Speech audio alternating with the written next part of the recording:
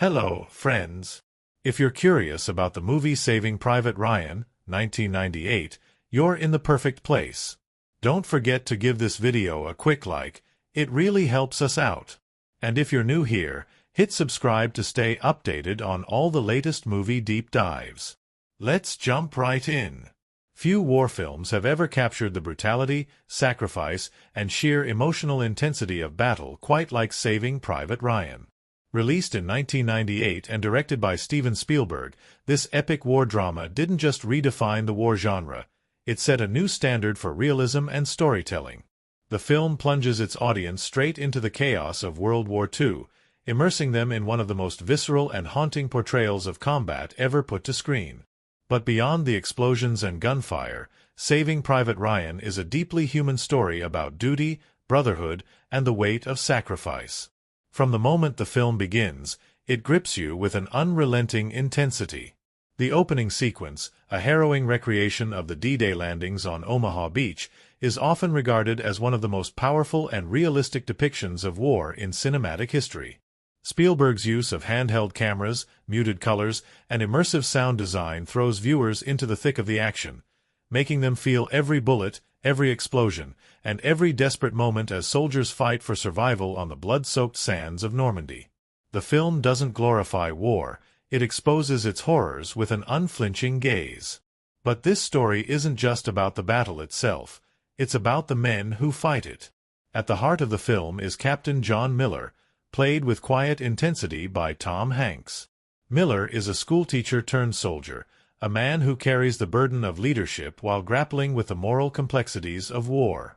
When he is given a near-impossible mission, to locate and bring home a single soldier, Private James Francis Ryan, whose three brothers have all been killed in combat, he and his small squad embark on a journey deep into enemy territory, where danger lurks at every turn. The squad is made up of a diverse group of soldiers, each with their own distinct personality and background. There's Sergeant Horvath, the tough but loyal second-in-command, Private Reiben, the sharp-tongued and skeptical machine gunner, Corporal Upham, the inexperienced translator thrust into the horrors of war, and Private Jackson, the deadly sharpshooter with unwavering faith. Each of these men has their own opinions about the mission. Why should they risk their lives for one man? But as they traverse war-torn France, encountering both allies and enemies along the way, they begin to understand that their mission is about more than just one soldier. It's about the values they fight for, the camaraderie they share, and the sacrifices that define them. What makes Saving Private Ryan so compelling isn't just its gripping action sequences, but its emotional depth. The film doesn't shy away from showing the toll that war takes on the human soul. Moments of quiet reflection and raw vulnerability are woven throughout, reminding us that these soldiers aren't just warriors. They are sons, husbands, fathers, and friends. The deeper they venture into enemy territory, the more their bond strengthens, even as the cost of their mission grows heavier with every step. One of the most powerful aspects of the film is how it plays with morality and the weight of decisions made in combat. Captain Miller's team questions whether saving one man is worth the lives they may lose in the process. Is it fair? Is it just? As the men debate and struggle with their own doubts, the film forces the audience to wrestle with these same questions. In war, there are no easy answers, only choices and the consequences that follow.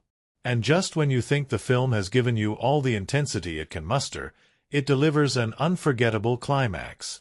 The final battle in the French town of Ramel is an edge-of-your-seat sequence where strategy, desperation, and sheer courage collide. The sacrifices made in those final moments leave a lasting impact, ensuring that Saving Private Ryan is not just a war film. It's an experience that lingers in the mind long after the credits roll. At its core, Saving Private Ryan is about legacy. It asks us to consider what it truly means to earn the sacrifices made for us. The film's closing moments, where an elderly James Ryan stands before Captain Miller's grave, seeking reassurance that he has lived a life worthy of their sacrifice, are nothing short of heartbreaking. It's a moment that reminds us that history isn't just something we read about in books. It's something that real people lived, fought, and died for. With its breathtaking cinematography, hauntingly realistic battle sequences, and deeply human performances, Saving Private Ryan remains one of the most powerful war films ever made. It's a story of courage, sacrifice, and the unbreakable bonds forged in the fires of war. Whether you're a longtime fan or experiencing it for the first time, this is a film that demands to be seen, felt, and remembered. And this is just the beginning. Stick around as we dive deeper into the film's plot, character analysis, behind-the-scenes secrets, and much more. But before we continue, let us know, what are your thoughts on Saving Private Ryan? Did it leave an impact on you? Share your thoughts in the comments. And if you haven't already, make sure to like this video and subscribe to the channel for more deep dives into some of the greatest films ever made. There's so much more to explore, and we can't wait to take this journey with you. Stay tuned, and we'll see you in the next segment. The roar of the waves blends with the sound of thousands of boots splashing through the water. The air is thick with the whistle of bullets and the deafening blasts of artillery shells. Soldiers crouch behind the metal barriers dotting the shoreline, some already wounded, others frozen in fear. It's June 6, 1944, D-Day. The Allied forces are storming the beaches of Normandy, and the first few moments of Saving Private Ryan thrust the audience into the chaos of one of the most brutal battles in history. The camera shakes with every explosion, mimicking the disorientation of the soldiers as they fight to push forward. Captain John Miller, played by Tom Hanks, leads his men through this nightmare, barking orders and scrambling for cover. He watches his comrades fall beside him, their faces barely recognizable in the smoke and sand. Through sheer determination, Miller and the surviving soldiers break through the German defenses and secure the beach. But as the battle subsides, the emotional weight of what they've just endured begins to settle in. The camera lingers on fallen soldiers, their blood staining the water red. The cost of war is made painfully clear. Meanwhile, far from the chaos of Normandy, back in the United States, a somber discovery is made. A group of military clerks is sorting through the casualties when they realize that 3 brothers from the Ryan family have been killed in action.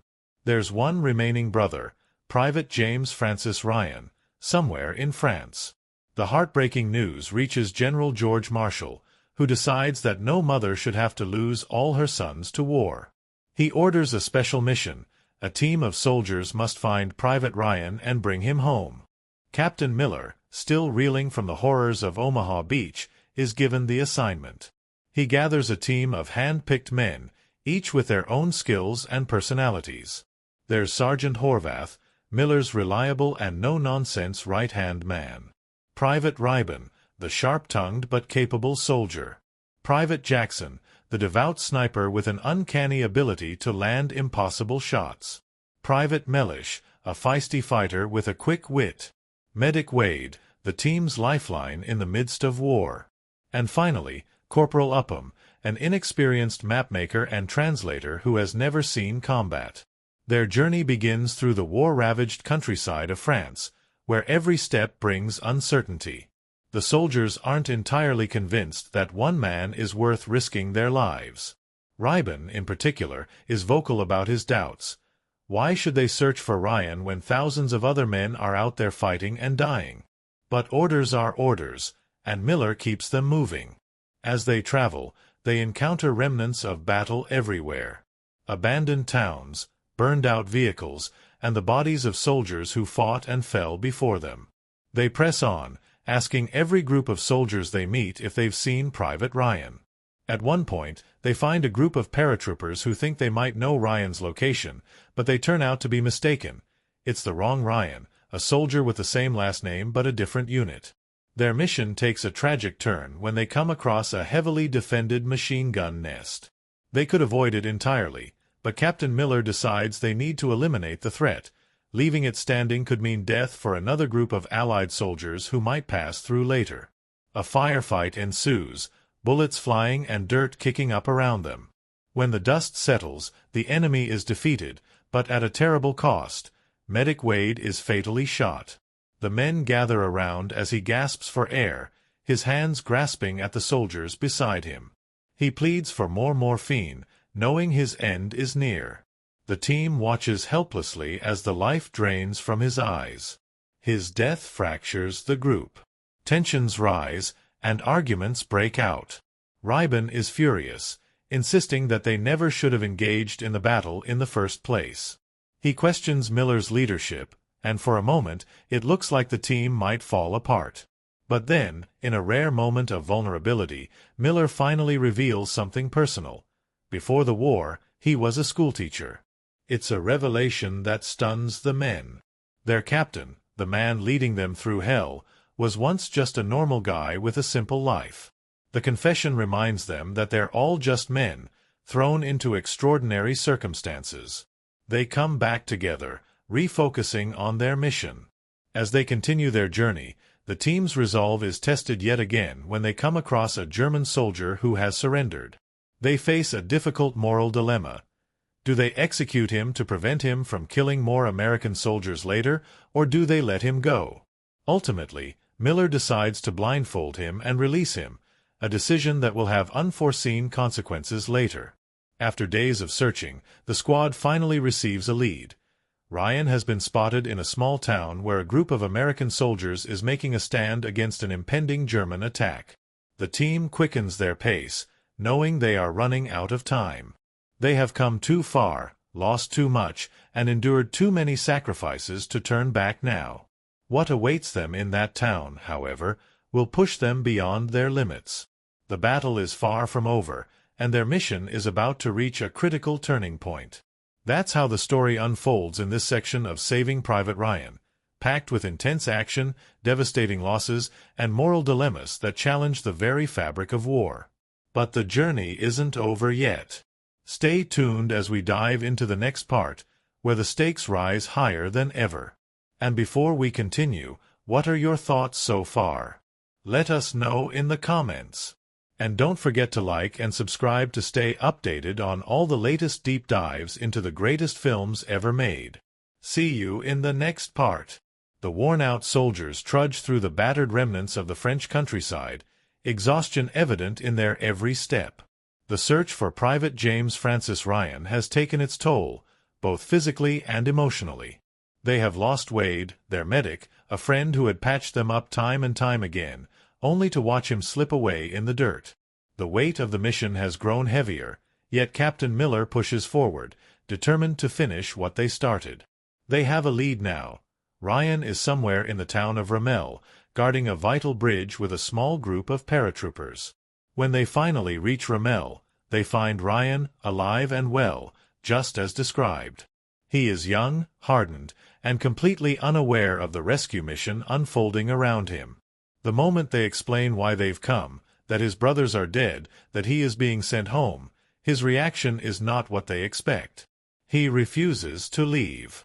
Ryan, shaken by the news of his brothers, still refuses to abandon his post. He believes that his duty lies with his fellow soldiers, the men who have fought and bled beside him.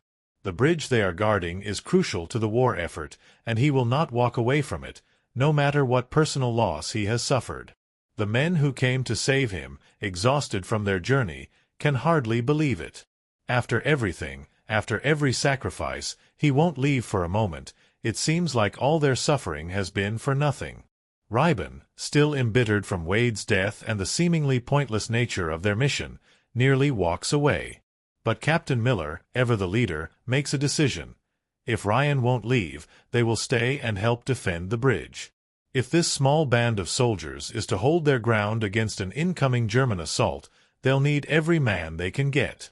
Together, they prepare for battle. Ammunition is counted, positions are fortified, and strategies are discussed. Private Jackson takes position in a tower with his sniper rifle, while others place explosives along the bridge, planning a last resort. If they can't hold the position, they will destroy it to prevent the Germans from taking it. The tension is thick in the air. They all know what's coming. And then the storm arrives. The Germans roll in with tanks, armored vehicles, and an overwhelming number of soldiers. The small band of Americans fights fiercely, using every bit of cover available. Machine guns roar, sniper rounds pierce the air, and grenades explode in rapid succession. The soldiers work together, covering each other, moving in sync despite the chaos. Private Jackson, from his high vantage point, takes down enemy after enemy, until a tank fires directly at the bell tower, reducing it to rubble. One by one, the defenders fall. The battle grows more desperate, the Germans pushing closer. Captain Miller leads his men with unwavering determination, but even he is not invincible. Amidst the bullets and the fire, he is shot, the impact sending him to the ground. He crawls towards the detonator, his hands trembling as he tries to activate the explosives and destroy the bridge. But he is too weak. The Germans are almost upon them, and it seems all is lost. Then, just as the enemy closes in, salvation arrives. Allied reinforcements sweep in with devastating force, driving back the Germans and securing the bridge. The surviving American soldiers watch as the enemy flees, the battle finally over. But the cost has been unbearable. Captain Miller, his body failing, lies on the ground near the bridge. Ryan rushes to his side, the weight of what has been done sinking in. Miller, with the last of his strength, pulls Ryan close and utters his final words, words that will haunt Ryan for the rest of his life. "Earn this." The weight of that simple phrase is immeasurable. Earn this. Earn the sacrifice, the suffering, the lives lost to bring him home. Live a life worthy of their deaths. Years later, an elderly James Ryan stands before Captain Miller's grave, his hands shaking. He has carried those words with him for a lifetime, trying to live a life that would make their sacrifice worthwhile. Tears well in his eyes as he turns to his wife, his voice full of desperate hope. "Tell me I'm a good man." She nods, reassuring him, but the truth is, only Ryan himself will ever know if he has truly earned it. The weight of war lingers long after the battle is over. Captain John H. Miller stands on the shores of Omaha Beach, his hands trembling as he grips his weapon. The chaos of D-Day rages around him, bullets tearing through the air, bodies falling, the sea turning red. Yet, despite the overwhelming horror, he pushes forward. This is war. And he is a soldier. Miller is a man of quiet strength. A schoolteacher before the war, he has become a leader of men, guiding them through the unimaginable with steady resolve. He is not the kind of captain who demands obedience through intimidation. He earns it through his actions, his strategy, and his ability to understand the men who follow him.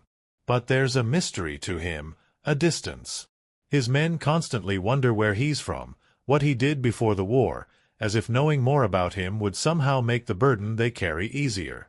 He never tells them, not until much later, when the weight of their mission has become unbearable. Then there's Sergeant Mike Horvath, Miller's right hand, the man who knows him best. Horvath is tough, loyal, and pragmatic. He has fought beside Miller for years, trusting his judgment even when the mission makes no sense. He is the one who holds the squad together when tensions rise, the one who steadies the others when doubt creeps in.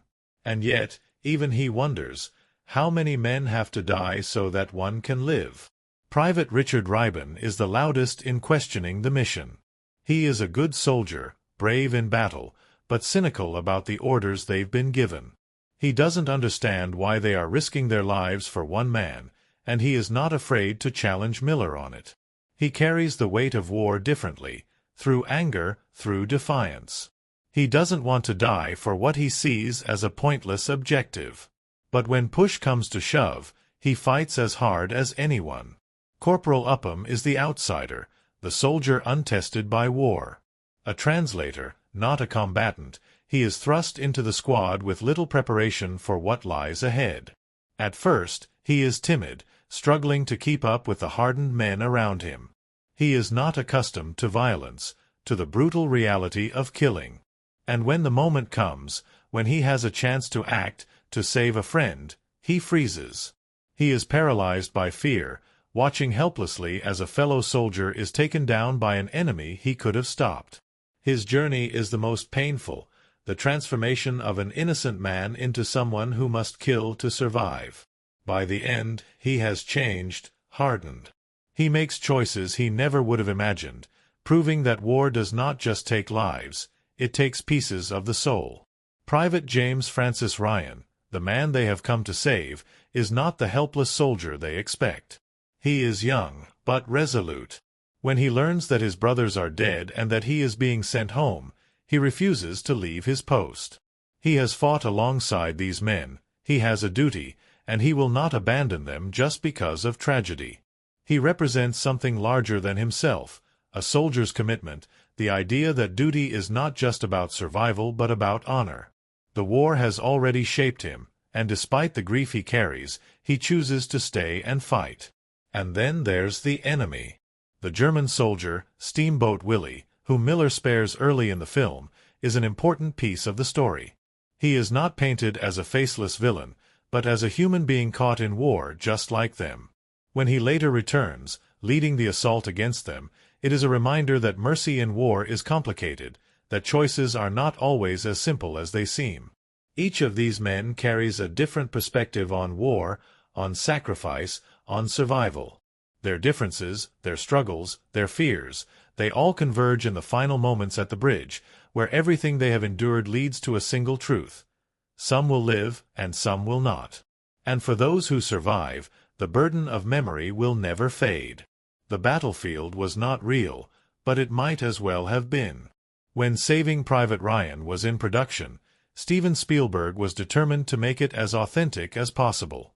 From the blood-soaked shores of Omaha Beach to the exhausted, dust-covered faces of the soldiers, every detail had to feel real. The result? A war film that didn't just depict history, it made the audience feel it. But behind this cinematic masterpiece, there were moments of strangeness, unexpected events, and secrets that only those on set would truly understand. One of the most remarkable things about the film is how the opening D-Day sequence came to life. The beaches of Normandy were out of the question for filming. Too many historical sites, too much modern development. So the production team recreated Omaha Beach in Ireland. The real shock? The government called in actual Irish Army reservists to play the German and American soldiers. Hundreds of men were trained for the sequence, drilled in battlefield movements, and placed strategically to create the illusion of pure chaos. Some of these extras later admitted that the experience was so intense, they felt as though they had actually lived through D-Day. And the intensity didn't end there. Spielberg wanted the actors to become soldiers, not just play them. Enter Captain Dale Dye, a Vietnam War veteran who had made a name for himself as a military advisor in Hollywood. He put the main cast, including Tom Hanks, Edward Burns, and Barry Pepper, through a grueling boot camp. For 10 days, they lived as soldiers. No hotels. No comfy trailers. Just tents, rations, and relentless military drills. Sleep deprivation was real, exhaustion was real, and the bond they formed? Also real. But one actor didn't go through the training. Matt Damon. Spielberg wanted the resentment to be real when the squad finally found Ryan. The actors, who had suffered together, naturally saw Damon as an outsider. It was a subtle but clever psychological trick that added authenticity to their performances. Then there was the sandstorm. During one of the key battle sequences, an unexpected, unplanned storm swept through the set, covering everything in a thick layer of dust. Equipment was barely visible, actors had to shield their eyes, and filming was nearly impossible. But instead of waiting it out, Spielberg ordered the cameras to roll. He saw an opportunity. The footage from that day ended up in the final cut, adding an eerie, unsettling atmosphere to the already intense battle scenes. For all its realism, the film wasn't without its bizarre coincidences. The character of Captain John H. Miller, played by Tom Hanks, was written as a schoolteacher-turned-soldier. Strangely enough, Hanks' own father was a real-life World War II veteran, making the role deeply personal for him. But that wasn't the only eerie connection. Actor Matt Damon, who played Private Ryan, had a family history that directly linked to the war. His grandfather was part of the Normandy landings. When Damon learned about this, it made the entire experience surreal for him. Some moments of the film were so realistic that they had unexpected consequences. The Department of Veterans Affairs in the United States reported a surge in calls from World War II veterans after the film's release. Many of them had never spoken about their experiences before, but the visceral depiction of war in Saving Private Ryan triggered buried memories. Some veterans even left theaters mid-movie, unable to handle the overwhelming realism. Spielberg later acknowledged this, saying he never intended to make a film that glorified war, only one that honored those who endured it. One of the strangest behind-the-scenes stories involves the film's dialogue, or rather, a lack of it. The script had detailed scenes and character arcs, but many of the film's most powerful moments came from improvisation. The scene where Captain Miller finally tells his squad about his life back home? Tom Hanks made most of it up on the spot. The moment was so natural, so authentic, that Spielberg left it untouched in the final cut. And then there was the issue of the blood. The special effects team went through thousands of gallons of fake blood to create the war sequences. But they didn't stop there. To make the ocean water near the beach look like it was soaked in blood, they developed a special formula that would dissolve over time so as not to damage the environment. The eerie part? Locals reported seeing the water turn red even days after filming had ended, as if the ghosts of D-Day were still lingering. Props also had their own strange stories. The soldiers' uniforms were custom-made to match the exact look and fabric of World War II gear, but Spielberg insisted on going even further. He ordered that all the clothing be weathered, dirted, and worn down before filming. Some of the actors even had to sleep in their uniforms to make them look as natural as possible. One of the oddest occurrences happened with a rifle. Actor Barry Pepper, who played the sharpshooter Private Jackson, spent weeks training with a real sniper rifle to perfect his movements. During filming, he nailed shot after shot in his scenes, until one day, the gun misfired without explanation. The weapons expert on set examined it but found nothing wrong. Pepper later joked that maybe a World War II spirit had decided to intervene. Another mystery surrounded a single photograph. During production, a historian working with the film crew came across an old black-and-white picture of a group of soldiers from the 1940s. The eerie part? One of the men in the photograph looked almost identical to Tom Hanks' character. The resemblance was so uncanny that some crew members half-seriously suggested that maybe, just maybe, time travel wasn't completely out of the question. The film's impact didn't just stay in the world of cinema, it bled into real life. Shortly after the movie's release, the U.S. military saw a spike in enlistments. Many recruits cited Saving Private Ryan as their inspiration, saying they wanted to serve their country just as the characters in the film had. The Pentagon even noted that the film had become one of the most requested training materials for new soldiers, despite being pure Hollywood. One final bizarre fact? The famous line, "Earn this," was almost never spoken. The script originally had a different ending, but Tom Hanks and Spielberg felt something was missing. They spent hours discussing what Miller's final words should be. Then, in a quiet moment on set, Hanks suggested the line, just two simple words. Spielberg agreed, and the rest is history. Saving Private Ryan was more than just a film, it was an experience, for both the cast and the audience. And behind every frame, every gunshot, every desperate cry, there were stories. Strange stories. Stories of chance, of fate, of history whispering through the cracks of a movie set. Even decades later, the film continues to haunt, to inspire, and to remind us that sometimes the strangest truths are found in the stories we tell. The first few minutes of Saving Private Ryan do not ease the audience into war. Instead, they throw us straight into chaos, with the infamous D-Day landing scene that is now considered one of the most harrowing and realistic depictions of war in film history. The gunfire is deafening, the camera shakes violently, and soldiers fall before they even leave the boats. It's relentless, merciless, and overwhelming, just as it was for the real men who stormed Omaha Beach.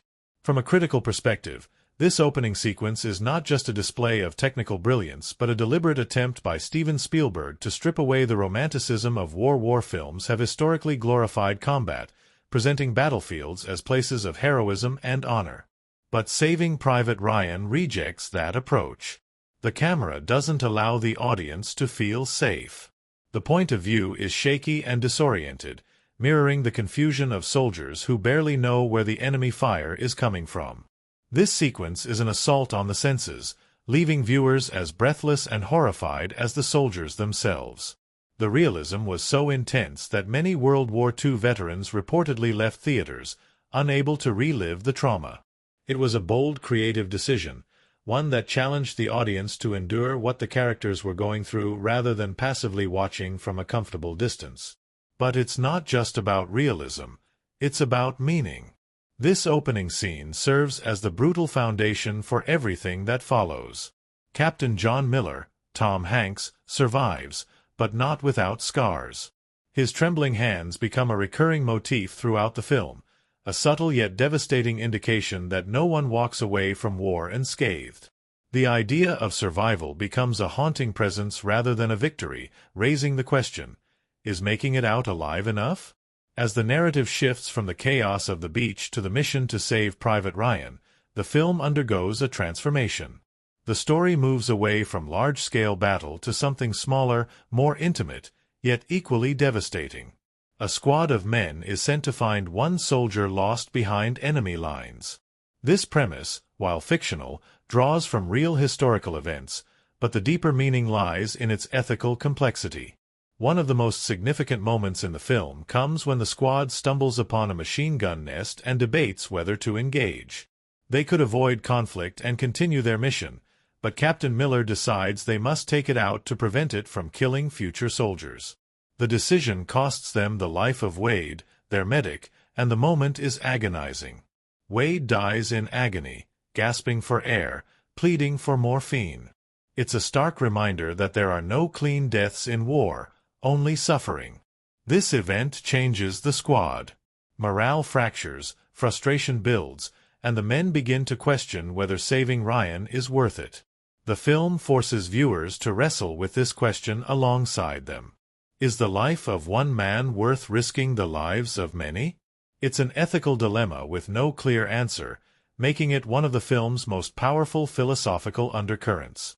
The critical turning point, however, arrives when they finally find Private Ryan. After everything they've been through, Ryan refuses to leave his post. His unit is preparing for a German counterattack, and he insists on staying to defend the bridge. It's an unexpected response, one that reframes the entire mission.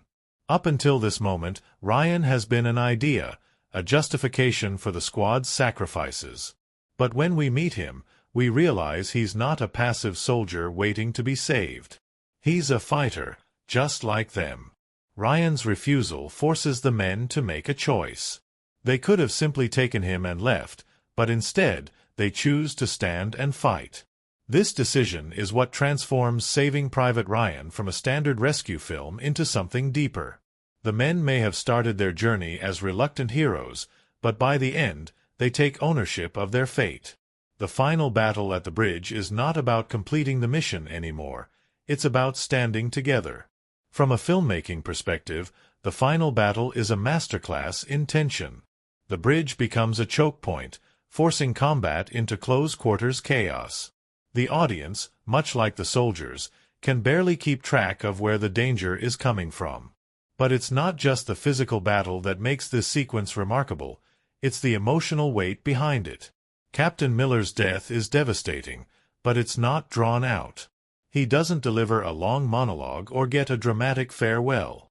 Instead, he simply turns to Ryan and tells him, "Earn this." 2 words, but they carry the weight of every life lost in the war. It's not a command, it's a plea. Miller has seen his men die for a cause they barely understood, and now, in his final moments, he asks Ryan to live a life worthy of their sacrifice. The film's closing scene is what truly cements its emotional impact. An elderly James Ryan stands before Miller's grave, visibly shaken. He turns to his wife and asks, "Tell me I've led a good life. Tell me I'm a good man." This moment is a gut punch. It reveals that Miller's words haunted Ryan for decades.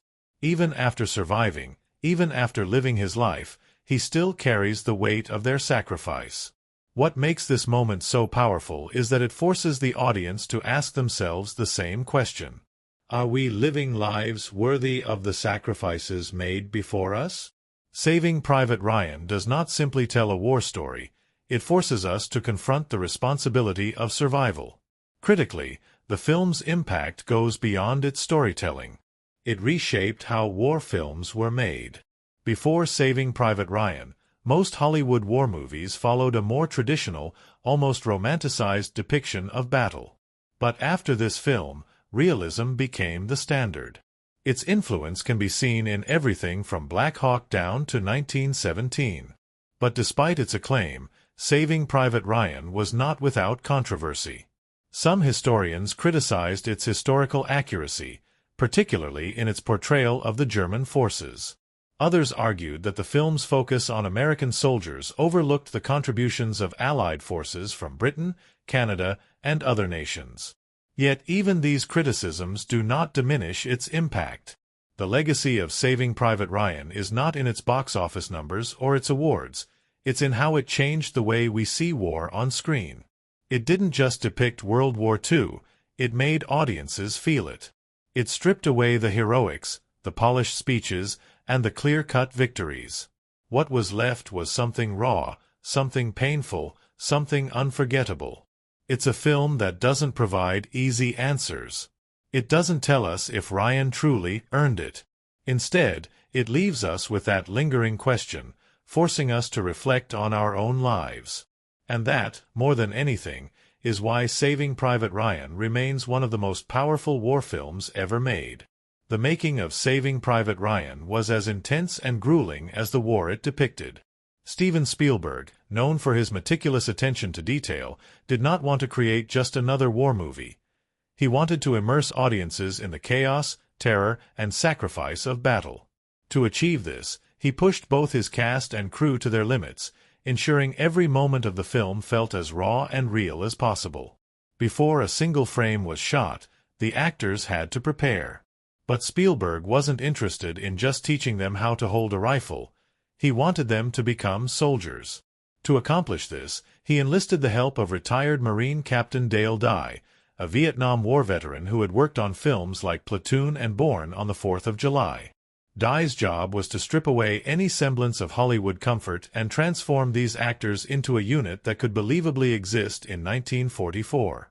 For 10 days, Tom Hanks, Matt Damon, and the rest of the cast, except for Damon, endured an intense military boot camp. They slept in the dirt, ate rations, and trained for hours under grueling conditions. Dye made sure they were exhausted, miserable, and bonded by shared hardship. The idea was that by the time they started filming, they wouldn't just be actors playing soldiers, they would feel like soldiers.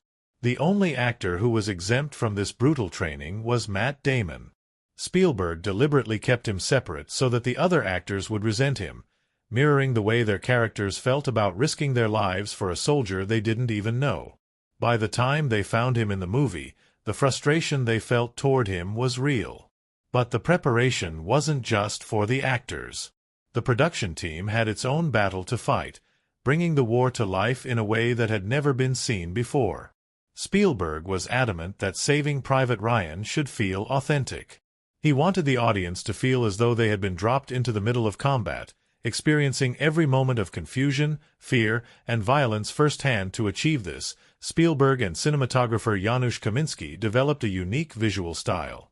They used handheld cameras with a shaky cam effect to mimic the unpredictability of real combat footage. But that wasn't enough.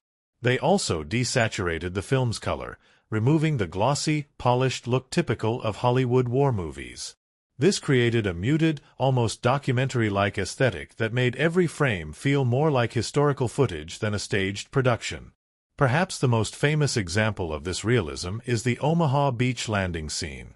It took over a month to film and cost nearly $12 million, more than the entire budget of some films.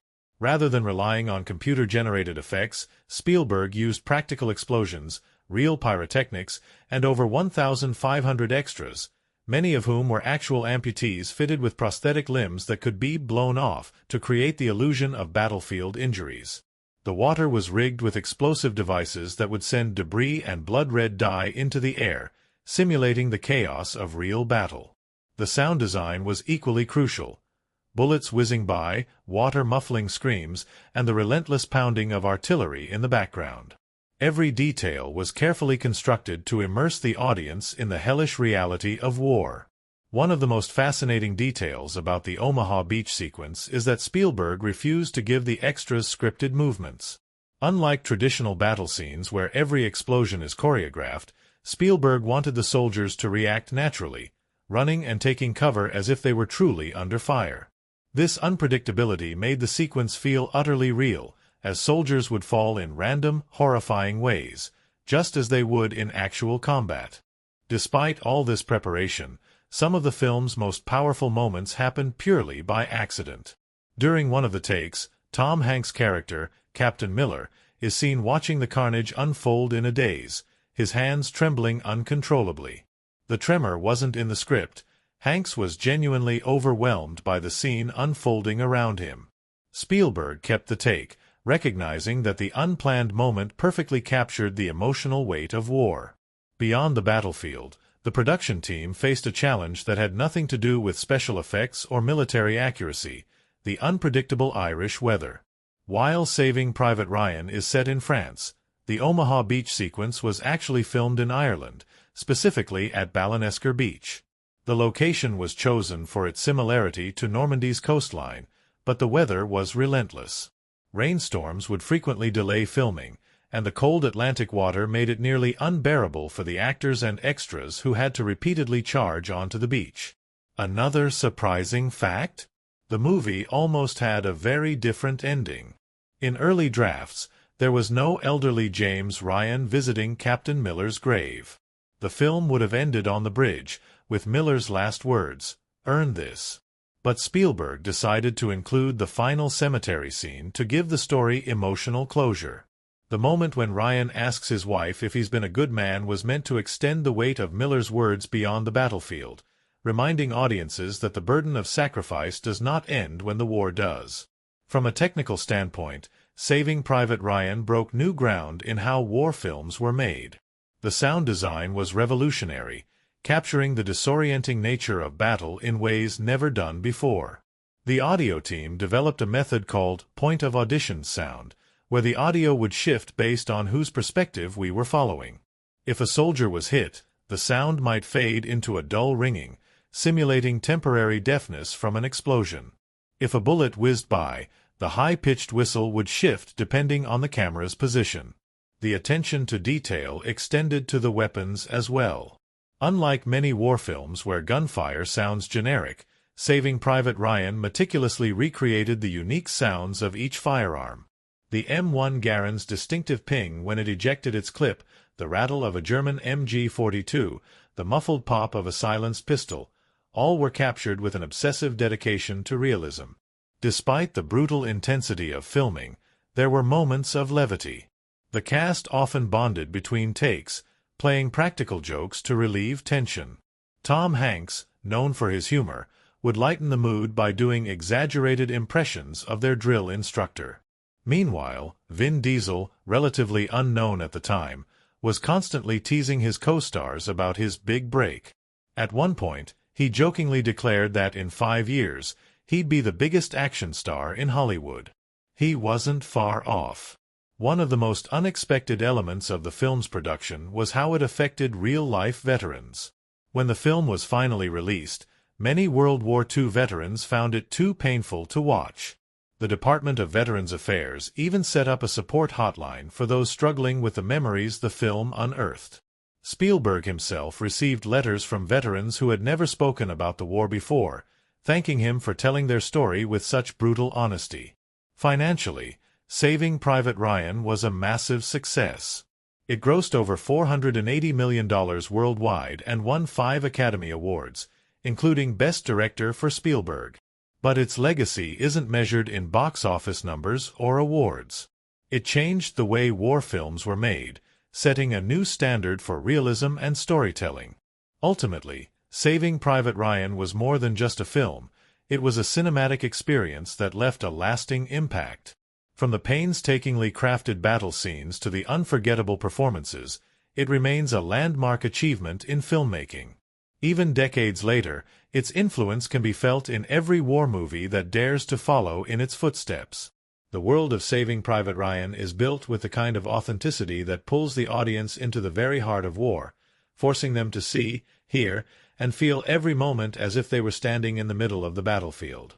From the quiet countryside of war-torn France to the nightmarish chaos of Omaha Beach, every setting in the film was chosen and crafted with such precision that it becomes a character in itself. Steven Spielberg didn't want the audience to simply watch the film. He wanted them to experience it. To achieve this, every location was designed to mirror the grit, destruction, and overwhelming scale of World War II. The choice of locations, the cinematography, and the visual storytelling all work together to make Saving Private Ryan one of the most immersive war films ever made. The most unforgettable setting of the film is, without a doubt, the D-Day landing at Omaha Beach. While the Real Omaha Beach is in Normandy, France, filming there was not a viable option due to modern developments and logistical restrictions. Instead, Spielberg and his production team found an almost identical stretch of coastline in Ballinesker Beach, Ireland. The choice proved to be perfect. The rolling dunes, harsh tides, and expansive shoreline provided the perfect stage for one of the most harrowing battle sequences ever filmed. But recreating Omaha Beach wasn't just about finding the right stretch of sand.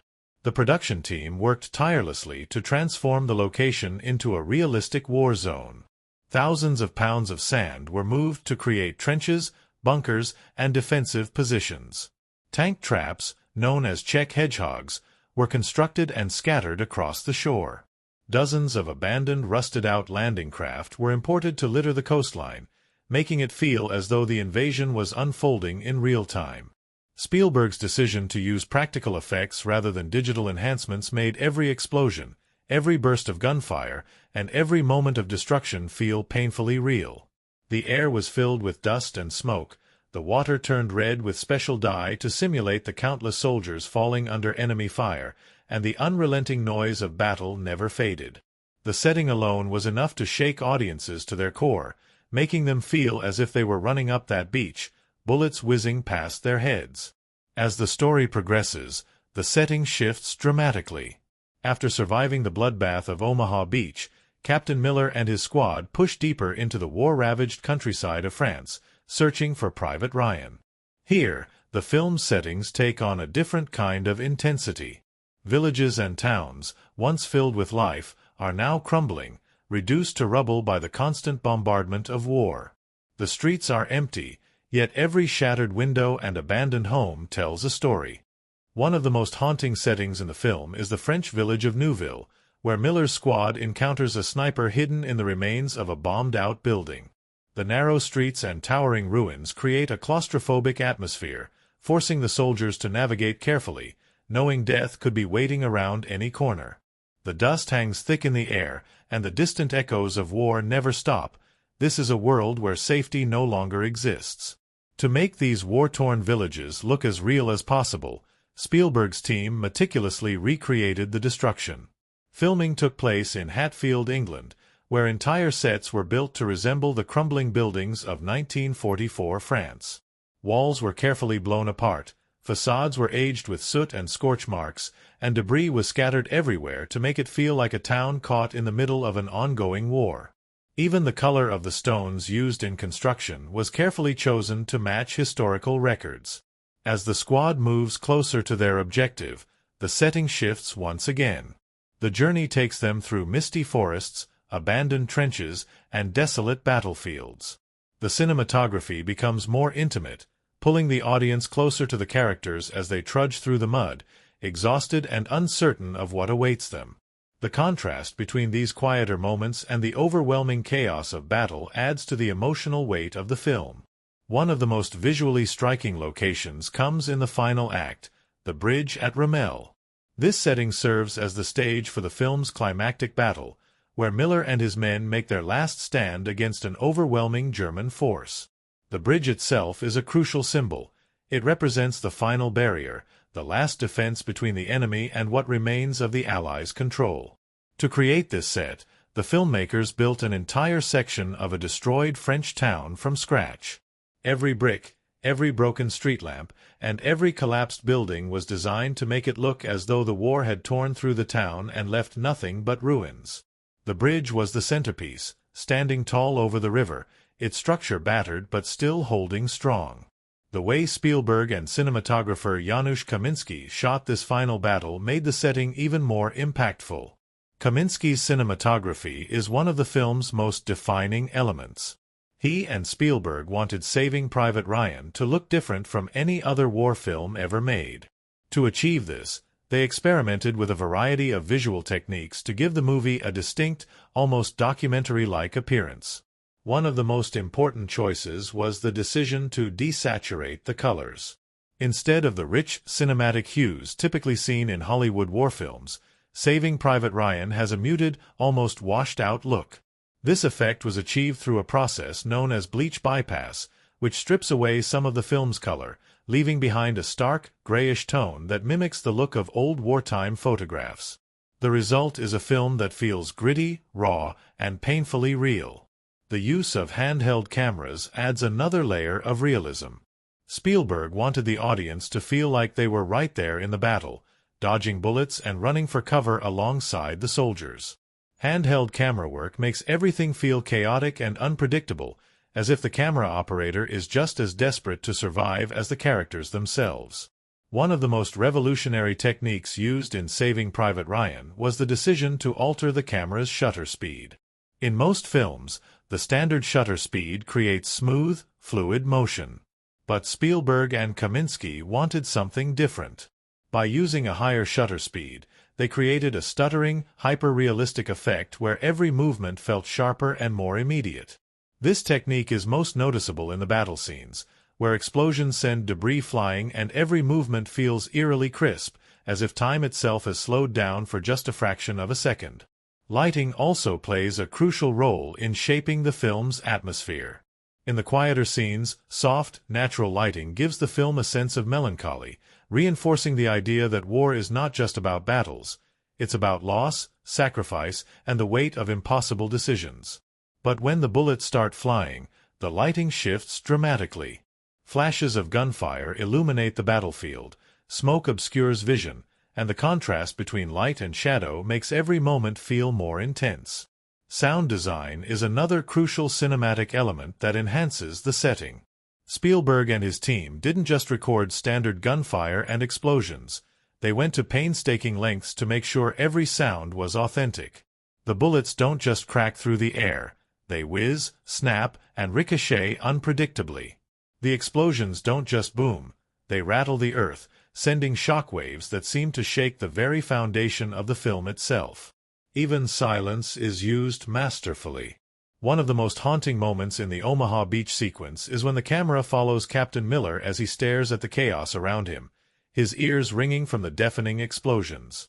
The sound fades, leaving only a dull hum as Miller watches soldiers scream and die in slow motion. This moment is pure cinematic brilliance. It places the audience inside Miller's head, making them feel the overwhelming weight of what he's witnessing. Every setting in Saving Private Ryan serves a purpose. The beach is chaos and carnage. The countryside is uncertainty and reflection. The ruined towns are the remnants of war's destruction. And the bridge is the final stand. Each location, combined with Spielberg's innovative cinematography, creates an experience that is as visually stunning as it is emotionally devastating. By the time the credits roll, the audience hasn't just watched a war film, they've lived through one. And that is the power of Saving Private Ryan's setting and cinematic elements. Filming Saving Private Ryan wasn't just about recreating World War II on screen, it was about making the actors and the audience feel the weight of war. Steven Spielberg and his team went to extraordinary lengths to ensure that every scene was as authentic as possible, and that effort translated into some fascinating, surprising, and even grueling experiences behind the scenes. Before the cameras even started rolling, Spielberg had a vision. He wanted his actors to understand, at least in some small way, what it was like to be a soldier in World War II. To accomplish this, he arranged for the main cast, including Tom Hanks, Tom Sizemore, Edward Burns, Barry Pepper, Vin Diesel, Adam Goldberg, and Giovanni Ribisi, to undergo an intense boot camp led by retired U.S. Marine Captain Dale Dye. It was not a luxury-filled actor retreat. This was real military training, and it was brutal. For 10 grueling days, the actors were subjected to rigorous drills, endless hikes through mud and rain, and hours of push-ups, all while carrying heavy gear and sleeping outdoors in the cold. They were given military rations instead of proper meals, forced to work on little sleep, and treated like real recruits. There was no coddling, just discipline, exhaustion, and the weight of responsibility that real soldiers would have felt. Several actors nearly quit. Edward Burns later admitted that he was seconds away from walking away from the film. Vin Diesel struggled with the demands. Even Tom Hanks, the film's lead, found the experience overwhelming. But Captain Dye pushed them through. And it worked. By the time boot camp ended, the actors had formed an unbreakable bond. They weren't just castmates anymore, they were brothers in arms. The only person missing from this experience? Matt Damon. Spielberg intentionally kept him out of the training so that when the actors finally met him on screen, they would resent him just a little, just like their characters did. When filming finally began, the biggest challenge was the iconic opening sequence, the D-Day invasion on Omaha Beach. Spielberg knew this had to be one of the most realistic and harrowing battle scenes ever put on film, so he pulled out all the stops. The scene was shot on Ballinesker Beach in Ireland, not Normandy, but everything else was meticulously recreated, down to the last detail. Over 1,500 extras were used in the scene, including real amputees who portrayed wounded soldiers, their missing limbs digitally replaced in post-production. Real-life war veterans who watched the sequence later said it was so realistic that it triggered their PTSD. Spielberg used handheld cameras to create the feeling of chaos and immediacy, placing the audience directly in the line of fire. But the realism didn't come without its struggles. The filming was physically exhausting.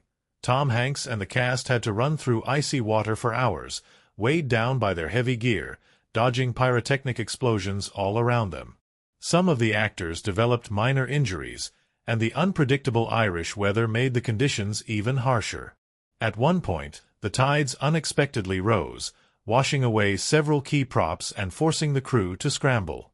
Tom Sizemore, who played Sergeant Horvath, faced his own personal battle during production. He had struggled with substance abuse in the past, and Spielberg gave him an ultimatum. If he showed up to set under the influence even once, he'd be fired immediately, no exceptions. Sizemore took the warning seriously and stayed clean throughout filming, delivering one of the best performances of his career. The interactions among the cast and crew were another major highlight behind the scenes. Tom Hanks, ever the professional, became a leader on set, supporting his fellow actors and helping them through the physically and emotionally demanding scenes. He bonded closely with the younger actors, many of whom looked up to him like a real commanding officer. Edward Burns and Barry Pepper often joked around between takes to keep spirits high, even though their characters were constantly in high-stakes situations. Vin Diesel, still early in his career, would often get advice from Tom Hanks and Spielberg, soaking in every bit of knowledge he could. Matt Damon, despite being deliberately left out of boot camp, quickly fit in with the group, though he could never quite shake the feeling that the other actors secretly held a little grudge against him. One of the most challenging sequences to film was the final battle at the bridge in Ramelle. The entire town had been built from scratch just for the movie, and the practical effects used in the battle were nothing short of spectacular. Spielberg wanted everything to feel as real as possible, so instead of relying on CGI, most of the explosions and destruction were done practically.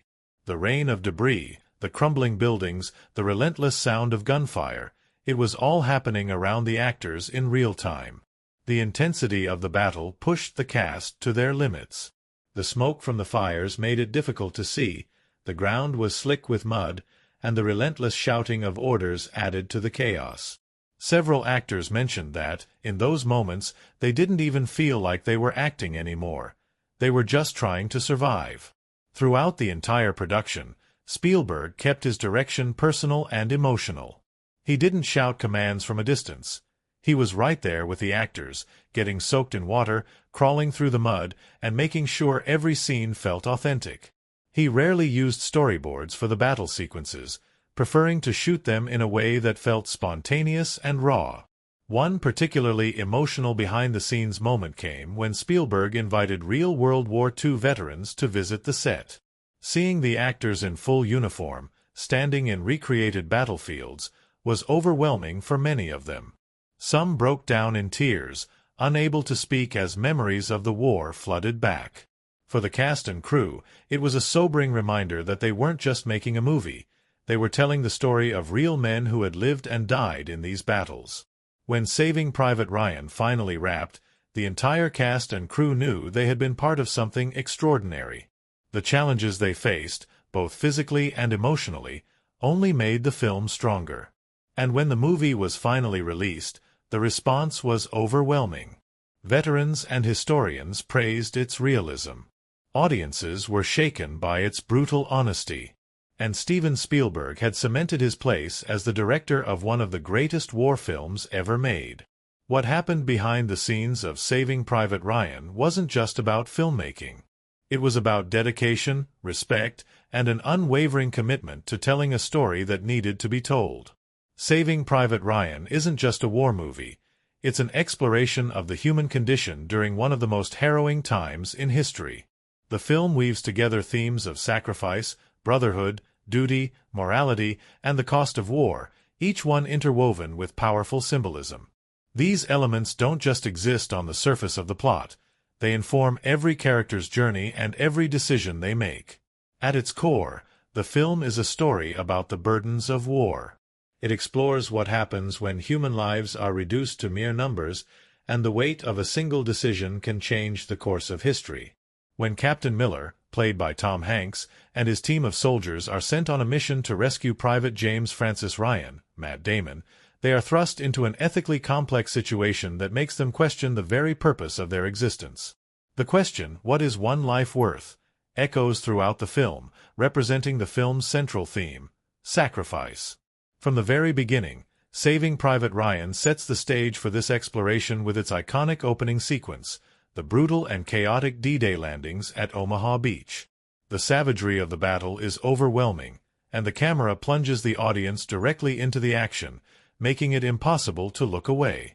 Spielberg wanted viewers to feel what it was like to be there, on the ground, amidst the deafening gunfire and explosions.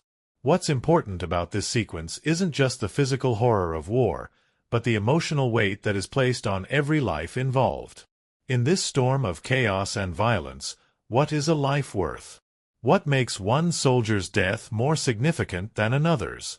This is a question that looms over the entire narrative. Miller's mission to find Private Ryan is framed within the context of a larger moral dilemma. The Army has learned that Ryan, the last surviving son of a widow who has already lost 3 sons in the war, is being sent home, as part of a directive to save her from further grief. The soldiers are tasked with finding him and bringing him back. But as they journey deeper into enemy territory, the men begin to question. Why should the life of one soldier be prioritized over the others? As Captain Miller reflects on his own life, his pre-war identity, and the choices he's made, he starts to wonder whether the mission itself is worth the cost. This brings us to the theme of duty. For most of the soldiers, their commitment to the mission is unwavering. Even in the face of grave danger, they continue to fight for the greater good, driven by a sense of loyalty to their fellow soldiers and a belief in the righteousness of their cause. But as the men get closer to Ryan, it becomes clear that duty isn't just about following orders. It's about the connection between soldiers, the bonds they share, and the price of loyalty. In one of the most striking moments of the film, Captain Miller confesses to his men that he doesn't even know why they're risking their lives for Ryan. It's a moment of vulnerability, but it's also a revelation about the cost of war, a question of how far a person can go in the name of duty without losing themselves. The concept of brotherhood plays a crucial role in the film as well.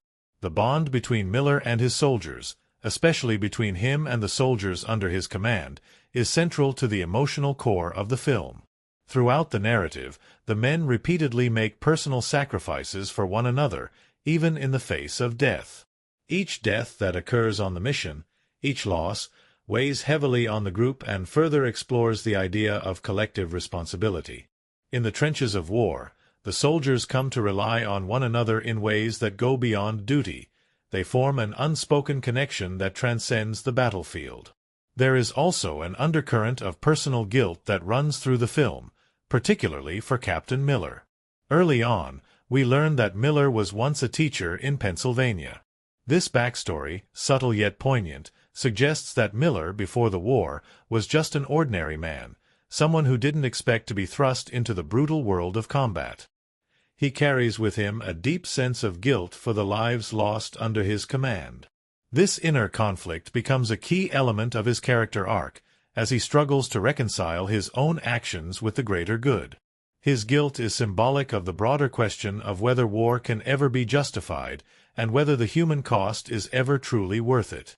But the theme of sacrifice doesn't just manifest through Miller and his men, it extends to the character of Private Ryan, whose actions, in a way, become the film's moral climax. After Miller and his squad find Ryan and tell him about his brother's deaths, Ryan refuses to leave his post, saying he's not going to abandon the men he's serving with. This refusal to leave his comrades in the heat of battle speaks to the theme of loyalty and sacrifice in its purest form. It's as if Ryan feels the weight of all the sacrifices made for his sake and is determined to honor them by standing firm. In a sense, this becomes his own sacrifice. By choosing to stay, he risks his life and the lives of those around him, all in the name of loyalty to his fellow soldiers. This leads us to the film's use of symbolism, which is layered and multifaceted. One of the most potent symbols throughout the movie is the American flag, representing both the ideals of patriotism and the heavy burden that comes with upholding those ideals in the face of death. The flag serves as a constant reminder of the responsibility that the soldiers bear, not just for their own lives, but for the lives of those they've sworn to protect. In many ways, the flag is an emblem of both hope and sacrifice, a constant motivator for the men as they march toward Ryan's rescue. Another significant symbol in the film is the recurring image of the photograph of Ryan's brothers.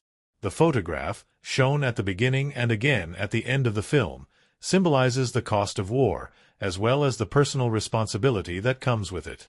It is a reminder of the lives lost and the pain that war inflicts on families, as well as the burden of carrying that loss. The image of the brothers' smiling faces is a stark contrast to the grim realities of the battlefield, reminding viewers of the innocence lost in war. The idea of redemption is another important symbolic element in Saving Private Ryan.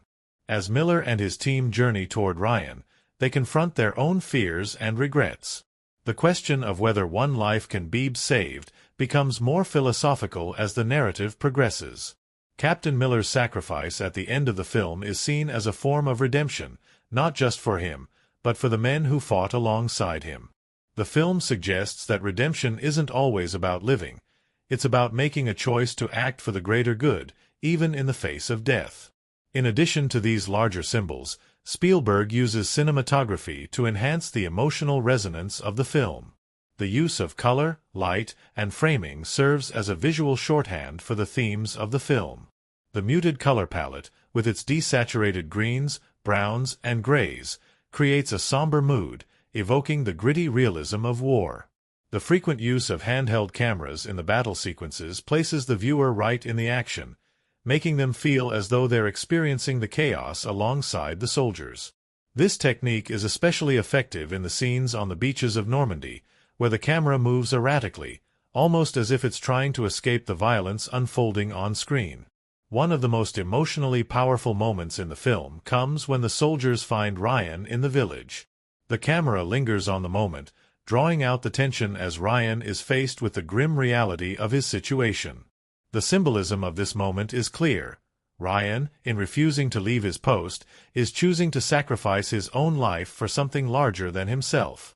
The camera captures his internal struggle, as well as the broader emotional weight of the mission, creating a moment of profound emotional impact in the final battle at the bridge. The symbolism of sacrifice comes to a head. The soldiers are fighting not just for their own survival, but for the legacy of those who died to bring them to this point. The brutal violence of the battle is juxtaposed with moments of deep, human connection, underscoring the theme that even in the darkest moments, there is meaning to be found in the bonds we share with others. Ultimately, Saving Private Ryan is a meditation on the costs of war and the sacrifices that define it. Through its themes of brotherhood, duty, sacrifice, and morality, the film challenges the audience to think deeply about the consequences of violence, the human cost of war, and the price of redemption. Each symbol, each theme, each character's decision adds to the film's rich tapestry, leaving an indelible mark on its viewers long after the credits roll. The making of Saving Private Ryan is a remarkable case study in cinematic techniques, where the artistry of Spielberg and his team brings the brutal and emotional realities of war to life. The film isn't just about telling a story, it's about creating an experience, one that immerses the audience into the chaos and suffering of war, the camaraderie of soldiers, and the weight of sacrifice. A significant part of the movie's success is due to its innovative use of filmmaking techniques, ranging from the groundbreaking camera work to the visceral sound design, and its meticulous editing. These elements work in tandem to create a cinematic experience that feels raw, urgent, and deeply human.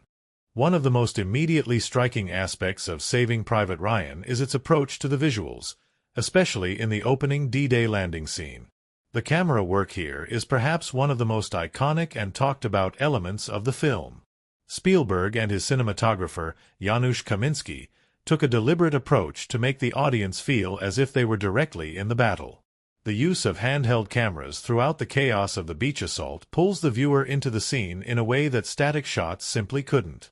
The camera jerks and bobs as if it's a soldier on the ground, struggling to move through the carnage. It is chaotic, disorienting, and urgent, just as war would be. But this disorientation is critical. It pulls us into the experience of war rather than merely observing it. The shaky camera work makes it impossible to look away from the horrors unfolding on screen. We're not just watching. We're experiencing it with the soldiers, feeling their fear, confusion, and desperation. This raw, immersive style continues throughout the movie, particularly during the combat sequences. Even in quieter moments, the handheld technique allows the camera to move with the characters, shifting perspectives to reflect their emotional states. It's an organic style that mirrors the unpredictability of war, sometimes calm, other times violent and unsettling. These techniques contribute significantly to the film's realism and emotional impact. By keeping the audience so close to the action, Spielberg forces us to feel the soldiers' trauma and uncertainty, as well as their fleeting moments of courage and camaraderie. But Saving Private Ryan is not just about immersive camera work. It also showcases the importance of subtlety and control in other areas of cinematography. Throughout the film, there is a stark contrast between the muted, desaturated colors of the battlefield and the more vibrant, warmer hues used in moments of reflection. When the soldiers are in combat, the color palette tends to be subdued. Browns, grays, and dark greens dominate the screen. This muted look represents the grim reality of the war. There's no glamour, no heroism in the action scenes. It's all stripped down to the bare bones of survival. The palette enhances the sense of brutality and tragedy, allowing the audience to feel the toll war takes on both the individual and the collective. But in quieter moments, such as when the soldiers reminisce about their homes or when they share more intimate moments around a campfire, the color palette subtly shifts, adding a warmth that offers a brief respite from the violence. This contrast between warmth and desolation serves as a visual metaphor for the fleeting nature of life and the transient beauty of peace in the face of overwhelming destruction. The film's color choices are a crucial part of its visual storytelling, reflecting the emotional landscape of the characters and enhancing the overall atmosphere. In addition to the cinematography, the sound design in Saving Private Ryan plays an equally important role in shaping the film's atmosphere. The soundscape of the film is layered and complex, with every detail serving to immerse the audience deeper into the experience. From the clatter of gunfire and explosions to the guttural screams of soldiers in pain, the sound creates an intense, visceral experience that complements the visual brutality. One of the most notable features of the sound design is the way it evokes a sense of disorientation during battle scenes. In the D-Day sequence, for example, the sounds of war are overwhelming, chaotic, and indistinct. The roar of gunfire, the deafening explosions, and the screams of soldiers create an atmosphere where the audience feels lost in the maelstrom. The sound is intentionally overwhelming, reflecting the chaos that the soldiers themselves are experiencing. But there are also moments of stark silence in the film, moments when the chaos of battle fades and we're left with the sounds of nature or the quiet of a war-torn world. These quiet moments serve to contrast with the relentless noise of combat and offer moments for the audience to reflect on what they've just witnessed. Silence is just as powerful as sound in Saving Private Ryan. It allows the emotional weight of the story to settle in, giving the audience a chance to process the grief, the sacrifice, and the horror. Moreover, the use of sound in the film also highlights the emotional states of the characters. In particular, the film's score, composed by the legendary John Williams, plays a critical role in underscoring the emotional journey of the soldiers. The music is haunting and spare, with a focus on strings and brass to evoke both the solemnity of war and the humanity of those involved. Williams's score never overwhelms the narrative. Instead, it complements the action on screen, underscoring moments of loss, camaraderie, and reflection. The music becomes an emotional through line, connecting the brutal, violent scenes with the quieter, more introspective moments. In particular, the main theme of the film, a mournful and reflective melody, captures the weight of sacrifice and the emotional cost of war. The film's editing also contributes to its emotional impact. Saving Private Ryan employs a straightforward yet effective editing style that keeps the narrative moving forward without losing sight of the emotional beats of the story. The film's pacing is deliberate. There are moments of intense action followed by quieter, more reflective moments. This ebb and flow are crucial to the film's success, as it allows the audience to process the emotional weight of each action sequence before moving on to the next. The film's editing also does an excellent job of creating tension, especially in the quieter, more suspenseful moments when the soldiers are in enemy territory, searching for Ryan. In these scenes, the pacing slows, and the editing draws out the tension, amplifying the danger and uncertainty that the soldiers face. The cuts are sharp, and the rhythm of the scenes is deliberate, creating a sense of unease that keeps the audience on edge. Additionally, Spielberg's decision to use long takes in many of the combat scenes is a key part of the film's impact.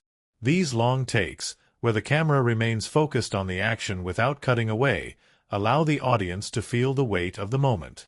The D-Day sequence is a perfect example of this. There are moments where the camera lingers on a soldier's face as he struggles to survive, making the audience feel his fear and desperation.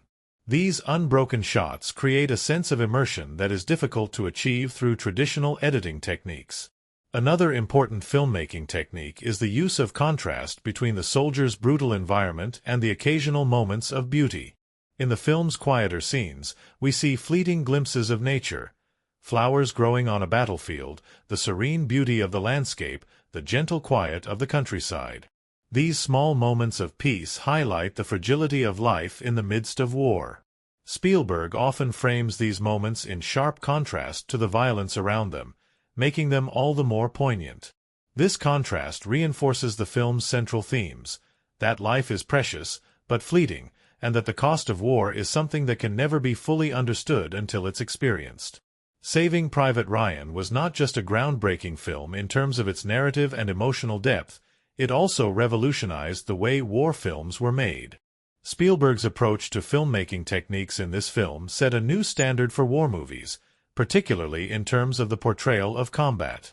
The innovative camera work, sound design, and editing brought the battlefield to life in ways that had never been done before, immersing the audience in the brutal reality of war. But at the same time, the film never loses sight of the human element. Each character's personal journey, their sacrifices, and their moments of introspection are just as important as the battle sequences. It's this balance between spectacle and humanity that makes Saving Private Ryan such a powerful and enduring film. Looking beyond the film's production techniques, the movie's box office success was a testament to its power. Upon its release in 1998, Saving Private Ryan was a major commercial hit, grossing over $480 million worldwide.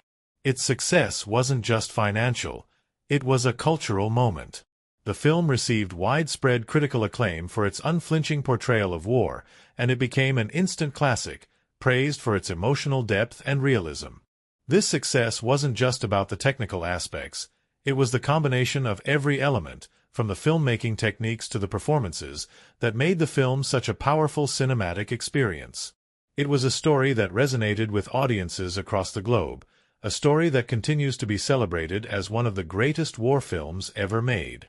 In the end, Saving Private Ryan is a film that transcends the genre of war films. It's a meditation on sacrifice, loss, and the price of humanity in times of conflict. And the filmmaking techniques used to tell that story, from the immersive camera work to the haunting sound design, are as integral to the film's success as its storytelling. Together, these elements come together to create an experience that is as emotionally impactful as it is visually stunning. The film remains a powerful testament to the art of filmmaking and to the human spirit, long after the credits roll. The cast of Saving Private Ryan is one of the key elements that contribute to the film's overwhelming success. The actors brought both a level of authenticity and a deep emotional commitment to their roles, and the performances stand as some of the most memorable in modern cinema. This ensemble of talent was carefully chosen, with Steven Spielberg ensuring that each actor was well suited for their respective role, adding to the film's genuine, human portrayal of war. Tom Hanks, of course, stands as the anchor of the film, playing Captain John Miller. His portrayal of a weary but deeply compassionate leader of men is nothing short of extraordinary. At the time of filming, Hanks was already a well-established actor with a string of hits behind him, including Forrest Gump, 1994, and Apollo 13, 1995, but his role in Saving Private Ryan was something entirely different. Hanks's portrayal of Captain Miller is quiet and understated. He's a man forced to lead a group of soldiers into one of the bloodiest battles of World War II, but he's not immune to the emotional toll it takes on him. Hanks brings this vulnerability to the role, making Miller relatable in a way that makes his eventual sacrifice all the more heartbreaking.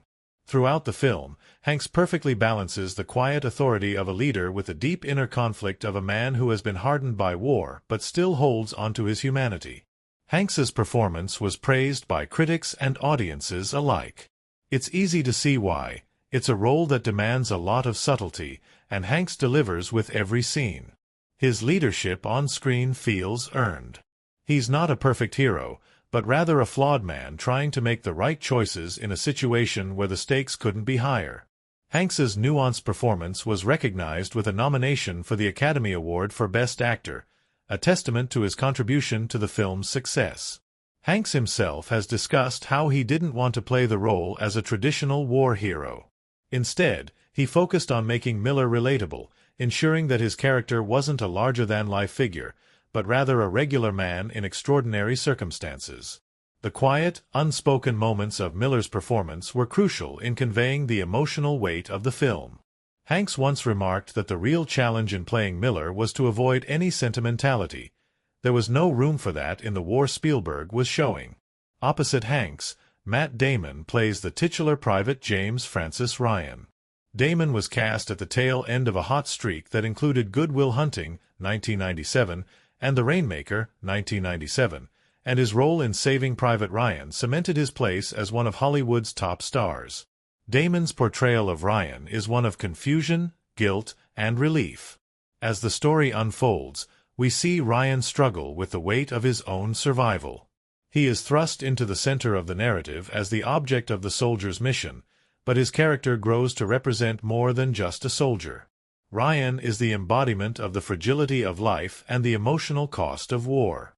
His interactions with the other soldiers provide some of the film's most poignant moments. Damon's portrayal of Ryan is reserved, yet it manages to communicate the heavy burden that he carries. There's an underlying sadness to his performance, particularly in the scenes where he questions the worth of his life in comparison to the men who have already died to bring him home. Damon's work as Ryan was widely praised. His character becomes the emotional focal point of the film's final moments, and Damon delivers a performance that perfectly captures Ryan's internal conflict. The role would become a significant part of his career, cementing him as an actor capable of balancing emotional depth with wide-ranging genre work. What's perhaps most striking about Damon's performance is how he seamlessly integrates into the ensemble of soldiers, even though his role as Private Ryan is fundamentally different from the rest of the cast. Despite the film's heavy emphasis on the camaraderie between the men in Miller's squad, Damon's Ryan is a character who, at times, feels isolated from the group. His performance adds an extra layer of complexity to the film, as Ryan struggles with whether or not he is worth the sacrifice of these men's lives. The supporting cast of Saving Private Ryan is also impressive, and the ensemble nature of the film is one of its greatest strengths. Each character, no matter how small their role, adds to the film's emotional depth. Edward Burns plays Corporal Tim Upham, a young, naive soldier who is new to the horrors of war. Upham's character arc is one of the most subtle and emotional of the film. He starts as an inexperienced, wide-eyed soldier and, through the course of the film, is forced to grow up quickly as he witnesses the sacrifices of his comrades. Burns's performance is understated yet deeply powerful. Upham's transformation from the frightened new recruit to a hardened soldier mirrors the emotional journey of the audience itself, making him a key figure in the emotional resonance of the film. Another standout performance comes from Tom Sizemore, who plays Sergeant Mike Horvath. Horvath is a man of few words, but his actions speak volumes. He is one of the more experienced members of the squad and serves as Miller's right-hand man throughout the mission. Sizemore imbues Horvath with a quiet strength and a deep sense of loyalty to his comrades. He represents the bond that is forged in the crucible of war, the unspoken understanding between soldiers that transcends words. Sizemore's chemistry with Hanks is palpable, and their shared moments on screen are some of the most emotionally impactful in the film. Horvath's devotion to Miller and the rest of the squad is evident in every scene, adding a layer of humanity to a film that could easily have become consumed by the violence of war. The film also boasts memorable performances from Vin Diesel, Giovanni Ribisi, Barry Pepper, and Adam Goldberg, all of whom contribute to the emotional landscape of the film. Each of these characters brings a unique perspective to the squad, and their interactions add depth to the film's portrayal of the human side of war. Diesel, in particular, is known for his action-packed roles, but his portrayal of the soldier Caparzo is one of the more sensitive and emotional performances in the film. Ribisi's turn as the medic Wade is another highlight, with his portrayal of a man torn between his duty and his desire to save lives adding a poignant element to the narrative. The ensemble cast of Saving Private Ryan is one of the key reasons why the film resonates with audiences. Spielberg and his team brought together a group of talented actors who were able to create a believable and emotionally charged portrayal of men struggling through the horrors of war. The performances are authentic, raw, and deeply human, making the film more than just a war movie. It's a meditation on sacrifice, loss, and the bonds that are formed under extreme circumstances. The actors, many of whom underwent military boot camps and training in preparation for their roles, were determined to portray their characters as truthfully as possible. The result is a cast that feels not just like a group of actors, but like a real squad of soldiers. In addition to the cast, the audience response to Saving Private Ryan was overwhelmingly positive. Upon its release in 1998, the film was lauded by critics and audiences alike for its realistic portrayal of war and its emotional depth. It grossed over $480 million worldwide and was a major success both commercially and critically. The film's box office performance was a testament to the resonance of its themes and its universal appeal. Audiences responded not just to the action, but to the emotional heart of the film. The way it explored themes of sacrifice, brotherhood, and the cost of war connected with people on a deeply personal level. Many viewers found themselves moved to tears by the film's portrayal of the hardships faced by soldiers, and the film became a cultural touchstone, influencing how war films were made in the years that followed. In interviews, both the cast and crew have expressed how deeply affected they were by the making of Saving Private Ryan. The actors often speak about how the film changed their perceptions of war and of the men who fought in it. Hanks, in particular, has discussed how the film allowed him to understand the true cost of war on a personal level. He has spoken about the deep respect he developed for the soldiers who fought in World War II and how the film's success was a tribute to their sacrifices. Saving Private Ryan remains one of the most revered films of the 1990s, and its impact on both audiences and critics is undeniable. The ensemble cast delivered unforgettable performances that elevated the film from a war story to a universal meditation on humanity. The film's themes of sacrifice, brotherhood, and the cost of war resonate with viewers long after the credits roll. And the performances of Hanks, Damon, Sizemore, and the rest of the talented cast ensure that Saving Private Ryan will be remembered as one of the greatest films ever made. As we come to the end of this deep dive into Saving Private Ryan, we've explored one of the most influential and emotionally resonant films ever made. Steven Spielberg's masterpiece, released in 1998, remains a landmark achievement in the war genre, and its exploration of sacrifice, brotherhood, and the devastating effects of war continues to resonate with audiences decades later. Through its powerful performances, masterful direction, and unflinching portrayal of the brutality of World War II, the film stands as a testament to the courage and humanity of the soldiers who fought in that horrific conflict. We began by examining the plot, diving deep into the intense, heart-wrenching journey of Captain Miller and his squad, sent on a mission to find Private James Francis Ryan. As they embark on this perilous mission, we're introduced to the tough realities of war, the bonds formed between soldiers, and the moral and emotional dilemmas faced by each man. Along the way, we saw how Spielberg uses the backdrop of war not just to showcase the action, but to examine the deep emotional cost of the decisions made by those in battle. The opening D-Day sequence remains one of the most harrowing and visceral war scenes ever committed to film, immersing viewers in the brutal chaos of the landing at Normandy.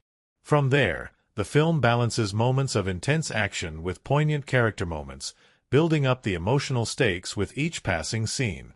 In our journey through the film's characters, we explored the depth and complexity of the ensemble cast. Tom Hanks as Captain Miller gave a career-defining performance, embodying a leader who must balance his humanity with the impossible choices forced upon him by the war. Matt Damon, as Private Ryan, served as both the emotional anchor and the catalyst for the film's exploration of sacrifice, survival, and the meaning of life in the context of war. Supporting roles from actors like Edward Burns, Tom Sizemore, Vin Diesel, and Barry Pepper fleshed out the squad, each soldier offering their own unique perspective and emotional journey. The strength of the ensemble cast is evident in how they work together to convey the shared burdens of war, the camaraderie that grows out of it, and the devastating losses that come with it.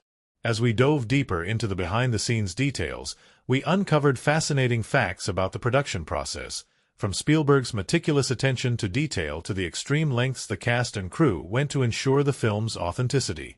The preparation involved for the actors was nothing short of intense, with boot camp-style training to help them embody the lives of soldiers during World War II. Spielberg's commitment to realism, particularly in the depiction of the D-Day landing and the film's visceral combat scenes, was central to the film's success in delivering an emotionally powerful narrative that feels grounded in reality. We also explored the technical achievements behind the camera, from Janusz Kaminski's stunning cinematography to Michael Kahn's editing, all of which came together to create an atmosphere that was as immersive as it was harrowing.